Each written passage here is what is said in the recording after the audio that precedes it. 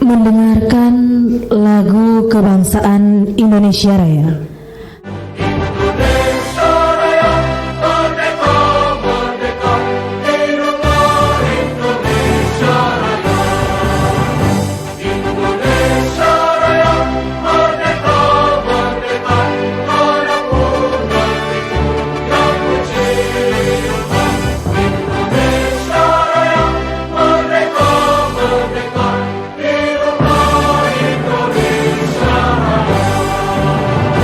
Mendengarkan lagu Mars Sumatera Barat.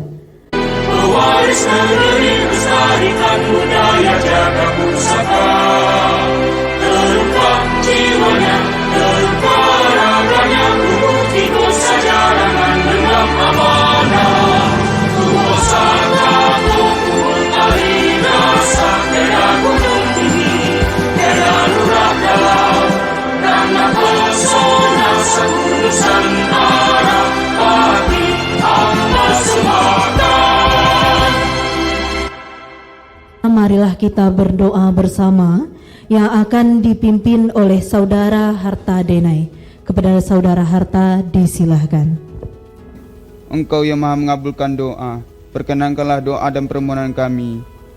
Rabbana atina fid dunya hasanah wa fil akhirati hasanah wa qina azabannar. Subhana rabbika rabbil izzati amma yasifun wa salamun alal mursalin walhamdulillahirabbil alamin. Amin rabbal alamin. Assalamualaikum warahmatullahi wabarakatuh. Laporan kegiatan oleh Kepala Bidang Sejarah, Adat dan Nilai Tradisi kepada Bapak Fadli Junaidi SSTP disilahkan.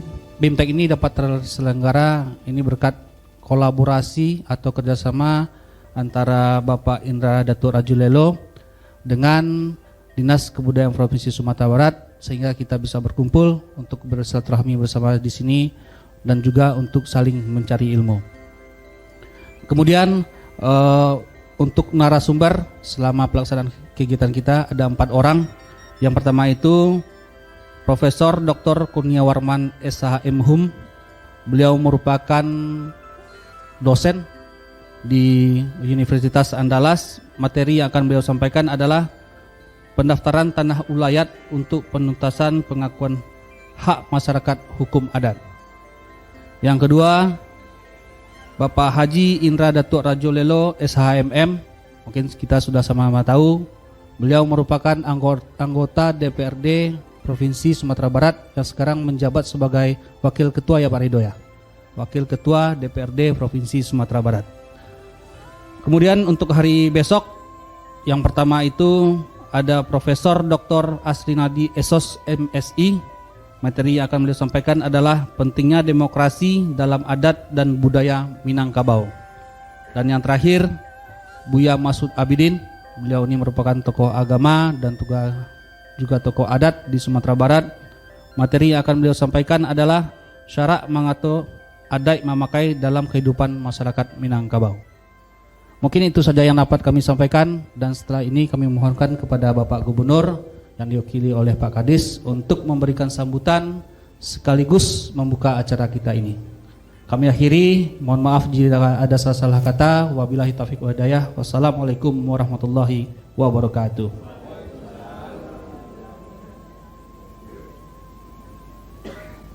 Sambutan sekaligus pembukaan bimbingan teknis Tarandam-randam indak basah, tarapuang apuang indak hanyui oleh Kepala Dinas Kebudayaan Provinsi Sumatera Barat kepada Bapak Haji Saifullah SPDMM, disilahkan. Terima kasih kepada Bapak Datuk Indra Rajulelo yang telah menitipkan pokok-pokok pikiran beliau melalui Dinas Kebudayaan. Tepuk tangan lah cik loh.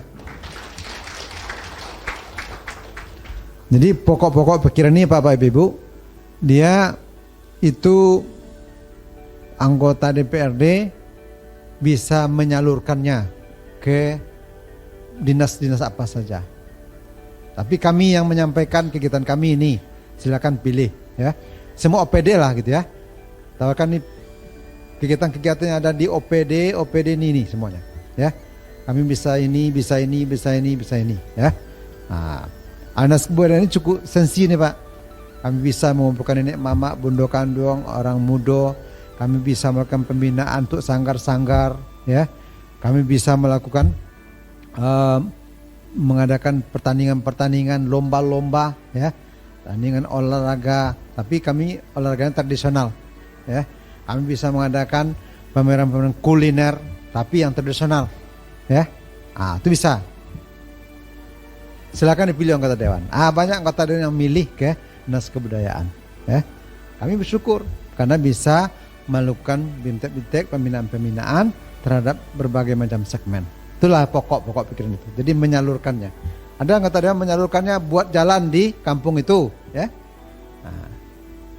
Gitu Pak. Butuh kita bimbingan dari pakar-pakar yang ada. Ya. Ini masih ada yang tua-tua.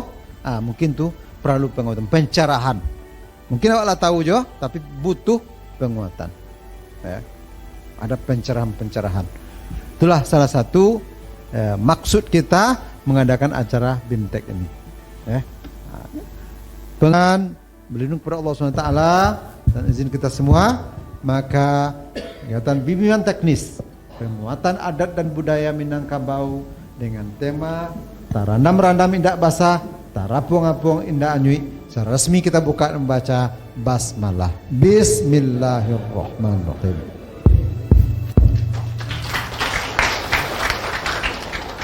Pergi ke Solo lewat Lubuk Selasi, hati-hati jangan sampai jatuh. Demikian saja, terima kasih. Assalamualaikum warahmatullahi wabarakatuh. Hukum agraria Indonesia yang sumber utamanya pada Undang-Undang Nomor 5 tahun 60 tadi disebut oleh Pak Moderator tentang Undang-Undang Pokok Agraria itu dengan tegas mengatakan bahwa hukum agraria yang berlaku atas bumi, air, ruang angkasa, kekayaan alam adalah hukum adat. Pendaftaran tanah, ulayat sebagai penuntasan pengakuan terhadap hak ulayat, hak masyarakat hukum adat. Jadi kalau ada di daftar tanah ulayat seperti apa menurut adat masuknya ke buku tanah, undang-undang yang mengecen tadi bahwa hukum agraria yang berlaku atas bumi air itu adalah tuntas pengakuannya. Tapi kalau hanya disabuin saja, dinyatakan saja, itu tidak tentu ya batihnya, tidak pasti juga dah. Tapi kalau dilayani dia pemerintah dalam bentuk pelayanan, jadi pemerintah bukan hanya bicara gitu ya, menyatakan undang-undang bukan hanya menyatakan mengakui, tapi juga melayani pengakuan itu dengan mendaftarkannya, maka tuntaslah dia. Hukum waris itu hukum perdata. Kalau para ahli waris menyepakati lain, maka yang berlaku adalah kesepakatan para ahli waris. Kalau mereka tidak menyepakati baru berlaku undang-undang. Dan saat kini juga pemerintah awak di Sumatera Barat sedang menyusun ranperda tanah ulayat. Nanti kalau besok sore atau besok pagi pada Raja Lelo ya memberi materi, ya beliau itu karya beliau. Beliau sedang menyusun tulis ini tuh di DPRD, mudah-mudahan sama-sama lo. Nah, penyusunan itu lebih kurang hampir sama dengan yang tadi kami jelaskan, bahwa nanti seluruh tanah ulayat itu dicatat. Mencatatnya itu tidak hanya di pemerintah, tapi juga di negari masing-masing ada dicatat. Ada namanya kalau pencatatan tanah ulayat di tingkat negari namanya tambo ulayat negari. Tambo, jadi masing-masing negari itu punya buku tanah namanya tambo. Nah, beko di tingkat kabupaten itu buku tanah yang dipacik oleh kepala kantor BPN. Jadi penguatan adat dan budaya Minangkabau di Sumatera Barat ini memang juga kita juga berperan. Bapak Ibu semua, DPRD Provinsi Sumatera Barat itu jumlahnya ada 65 orang. Walaupun mereka ada 65 orang mewakili masyarakat Sumatera Barat, tetapi ada daerah-daerah yang diwakili secara khusus, termasuk daerah-daerah pilihannya itu. Kalau di Kota Padang itu ada 10 anggota DPRD Provinsi Sumatera Barat yang berasal dari Kota Padang. Dan itu 10 itu mewakili seluruh kecamatan yang ada di Kota Padang. 10. Jadi Bapak Ibu semua, saya nanti agak banyak diskusi dengan Bapak Ibu semua.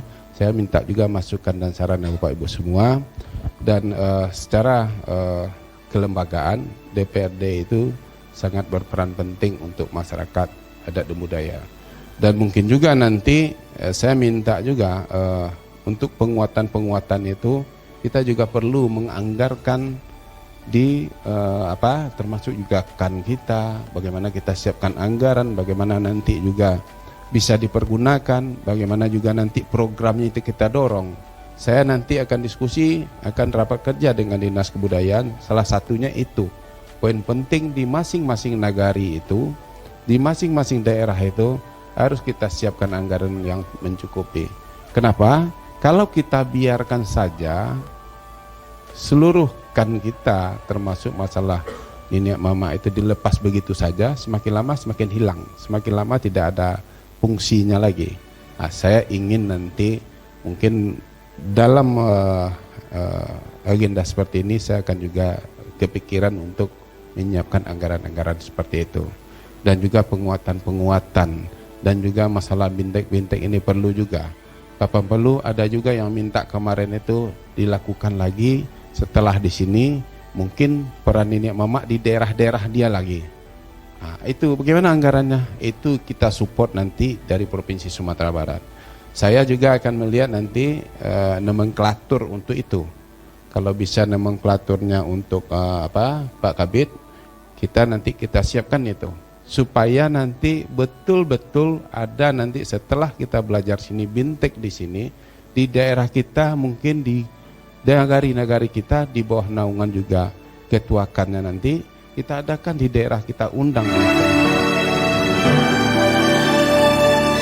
Saya sebagai ilmuwan di Universitas Andalas tentu punya tanggung jawab moral untuk bisa memberi komentar. Kalau ketika ditanya ya Bapak Ibu, kalau tidak ditanya orang tuh komentar sabutnya orang gilo kan.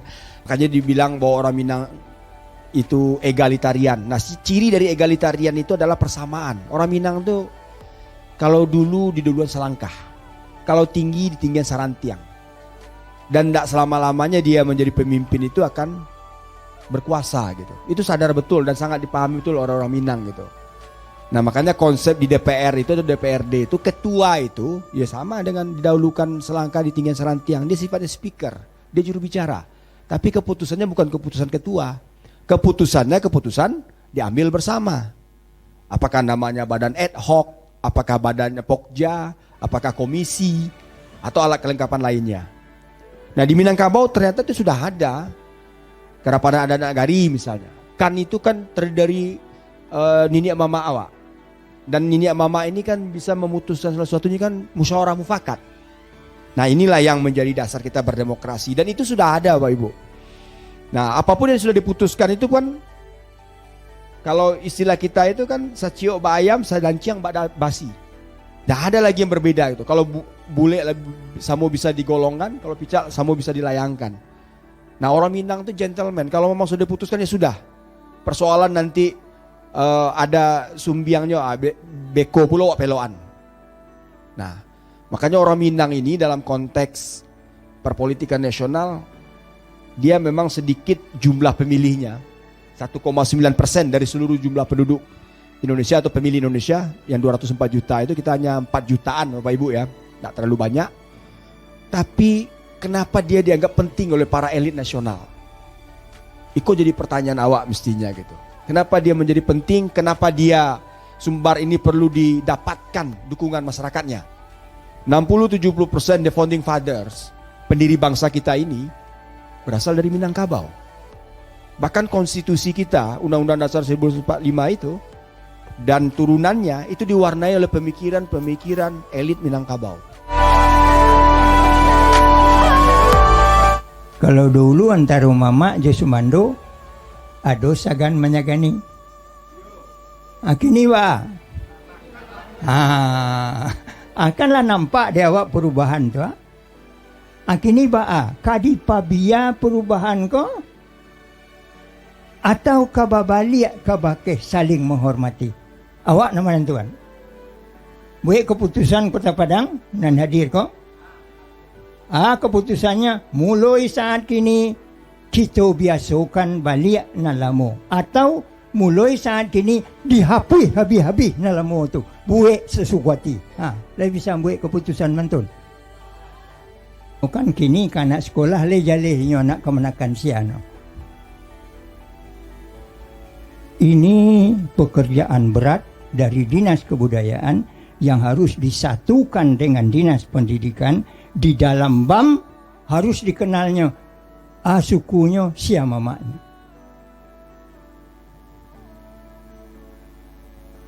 Koto anak kemenakan sia. Tahunya ndaknya datuaknya sianu. Sebab nan banamo datuak ko diangkat oleh kaum, bukan oleh suku. Kok inilah sadoalahnya membangkit batang tarandam disebut. Ya, sebab batang tarandam kalaulah diangkat mesti ditagakkan. Kalau indak ditagakkan lapuk. Itulah nagari awak.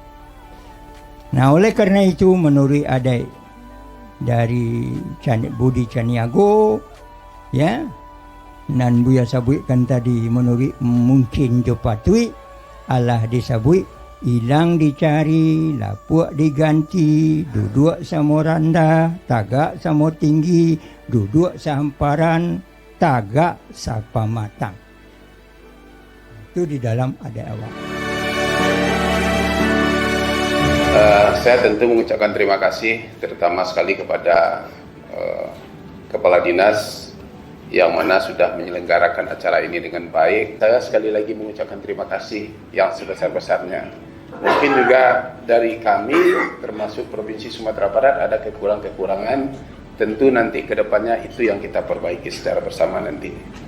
Dan juga bimbingan teknis ini bukan sekali ini saja. Saya mungkin ada mengundang orang itu banyak lagi. Tapi kalau ada kesempatan kita tukar ganti-ganti orang. Nanti kalau masih ada baru kita prioritaskan yang jadi seperti itu. Semuanya kita libatkan. Kami pemerintah Provinsi Sumatera Barat, baik itu Pak Gubernur, tentu mengucapkan terima kasih kepada partisipasi dari peserta yang ada pada hari ini. Saya tentu dengan mengucapkan alhamdulillahirrahmanirrahim acara bimbingan teknis penguatan adat dan budaya Minangkabau telah kita laksanakan 2 hari dengan mengucapkan alhamdulillahirrahmanirrahim resmi kita tutup. Terima kasih. Wabillahi taufiq wal hidayah. Assalamualaikum warahmatullahi wabarakatuh.